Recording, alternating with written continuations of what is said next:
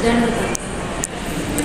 Jenis-jenis jaringan. Yang pertama ada LAN atau Local Area Network. Yang dinamakan LAN berarti lokal, yaitu jaringan komputer yang menyambungkan di satu area, contohnya dalam satu rumah atau satu gedung. Lalu yang kedua yaitu jaringan MAN atau Metropolitan Area Network, adalah jaringan yang menghubungkan beberapa jaringan komputer dalam wilayah yang lebih luas. Contohnya jaringan antar kampus dalam satu universitas. Yang ketiga ada jaringan WAN atau Wide Area Network, yaitu jaringan yang menghubungkan beberapa MAN dari beberapa kota atau negara yang berbeda. WAN biasanya terhubung via kabel fiber optik atau satelit. Yang keempat ada WLAN atau Wireless Local Area Network. WLAN adalah varian dari LAN yang menghubungkan teknologi kabel untuk menghubungkan perangkat dalam satu area lokal. Koneksi WiFi di kafe atau perpustakaan contohnya. Jaringan yang digunakan untuk menghubungkan perangkat pribadi dalam jarak sangat dekat, contohnya transfer data antar laptop dan ponsel menggunakan kabel USB. VPN atau Virtual Private Network adalah jaringan virtual yang memungkinkan pengguna mengakses jaringan secara aman melalui internet. Contoh, karyawan bekerja dari rumah menggunakan VPN untuk mengakses jaringan kantor.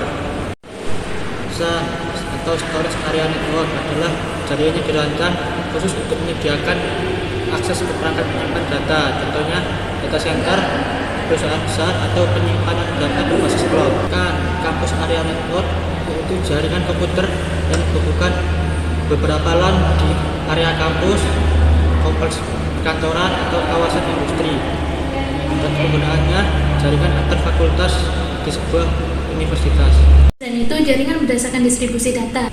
Jaringan terpusat adalah jaringan yang terdiri dari klien dan server, di mana sumber data atau informasi berasal dari satu komputer server, sedangkan klien sebagai perantara untuk mengakses data pada server. Kelebihannya yaitu pemakaian sumber daya yang efisien, dan kekurangannya jika server mengalami kerusakan maka seluruh sistem tidak berfungsi. Yang kedua ialah jaringan terdistribusi, adalah perpaduan server-server antara beberapa jaringan terpusat sehingga antar server dapat berkomunikasi dan membentuk sistem jaringan tertentu. Kelebihannya yaitu kemudahan dalam mencatatkan atau backup data jika terjadi musibah. Kekurangan yaitu ketidaksesuaian dalam penyediaan hardware dan software. Kemudian ada medium jaringan. Yang pertama ada wired. Komputer terhubung satu sama lain menggunakan kabel atau kawat. Misalnya kabel Uniscell Twice Pair atau UTP, fiber optik atau coaxial. Yang kedua ada wireless. Komputer terhubung satu sama lain menggunakan sinyal radio di frekuensi tertentu, misal Bluetooth atau Wi-Fi. Komunikasi antar komputer. Komputer berkomunikasi dengan komputer lainnya dengan sekumpulan aturan atau rules yang disebut dengan protokol. Agar komunikasi reliable, dibutuhkan beberapa protokol yang masing-masing memiliki fungsi tertentu. Misalnya fungsi pertama yaitu bit error correction, jika ada bit tertentu yang berubah dalam data yang dikirim. Kedua yaitu retransmission, jika ada satu segmen atau paket data yang hilang atau loss. Yang ketiga yaitu routing untuk memutarkan data antar jaringan. Yang terakhir ialah switching untuk meneruskan data dari satu komputer ke komputer lain dalam satu jaringan.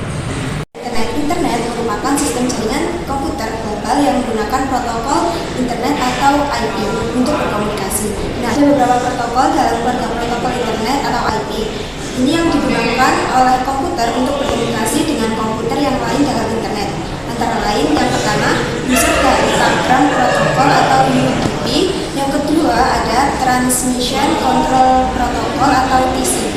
Dan yang terakhir yaitu Internet Protocol atau IP. Protokol layers dalam internet terbagi menjadi 4 lapisan, yaitu yang pertama ada application layer, yang kedua ada transport layer, dan yang ketiga ada internet layer, yang keempat ada network access layer. Application layer. Protokol pada application layer berhubungan dengan aplikasi pengguna. Misalnya Hypertext Transfer Protocol atau HTTP. Untuk aplikasi yang berhubungan dengan World Wide Web, misalnya web service, Hypertext Document Viewing, Simple Mail Transfer Protocol atau SMTP untuk mengirim email, Dynamic Cross Configuration Protocol atau DHCP untuk memperoleh alamat internet dan konfigurasi komputer lainnya secara dinamis, dan lain-lain. Protokol layer ini mendefinisikan aturan-aturan seperti cara mempresentasikan data, format data, encoding, skripsi, dan lain-lain yang berhubungan langsung dengan aplikasi mengirim data tersebut. Kemudian ada protokol-protokol pada transport layer memiliki fungsi utama untuk segmen memotong data panjang menjadi beberapa potongan data yang lebih pendek disebut segmen jika diberikan. Kemudian menyusun kembali potongan-potongan data tersebut di penerima. Nah, ada dua protokol penting di layar ini, yaitu yang pertama Transmission Control Protocol atau TCP untuk menjamin reliabilitas dan flow control dengan cara melakukan acknowledgement di penerima. Kemudian mengurutkan potongan data yang diterima dan mengirimkannya ulang potongan data yang hilang. Kemudian yang kedua ada User Datagram Protocol atau UDP. Fungsinya itu untuk aplikasi-aplikasi atau yang tidak memerlukan jaminan reliabilitas dan flow control tersebut di atas. Nah, fungsi utamanya itu hanya memberikan identitas atau port number aplikasi yang saling berkomunikasi. Protokol pada Network Access Layer berfungsi untuk mengatur komunikasi antar komputer di jaringan yang sama, termasuk mengendalikan akses ke medium transmisi untuk mengirimkan data, terutama di medium yang digunakan bersama-sama dengan komputer lain atau shared medium, melakukan pengecekan integritas data atau error checking, dan sinkronisasi. Protokol yang paling umum digunakan adalah standar IEEE 802. Yang pertama yaitu IEEE 802.3 atau Ethernet LAN. Yang kedua yaitu IEEE 802.11 atau Wireless LAN. Selain itu, ada juga protokol atau teknologi lain di layer ini seperti ZigBee, Bluetooth, RFID, dan lain-lain. Selanjutnya adalah contoh web browsing.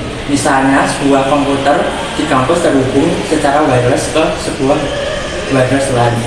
Pengguna komputer membuka web browser, kemudian memasukkan alamat seperti di bawah ini. Kemudian web browser akan mengirimkan permintaan atas halaman situs web di bawah ini dengan menggunakan protokol HTTP. Web server example di bawah ini akan mengirimkan objek yang diminta ke web browser. Lalu ada tahapan mengirim pesan request ke web server example.com. Yang pertama, komputer user harus memiliki alamat internet protokol atau IP address sendiri untuk dipasang pada komputer user. Yang kedua, router atau gateway kampus. Yang ketiga yaitu DNS server. Semua alamat IP ini diset manual di dalam sistem operasi komputer atau diperoleh secara dinamis dari sebuah DHCP server. Selanjutnya mendapatkan alamat MAC atau MAC address. Router atau gateway. MAC address ini diperoleh dengan protokol address resolution protocol atau ARP. MAC address diperlukan karena komunikasi komputer dalam satu LAN menggunakan protokol Ethernet LAN yang pengalamatnya berdasarkan MAC address. Kemudian yang ketiga ada mendapatkan IP address example.com dari DNS server. Nah, ini tuh permintaan IP address dikirimkan ke DNS server berdasarkan nama hostnya yaitu example.com.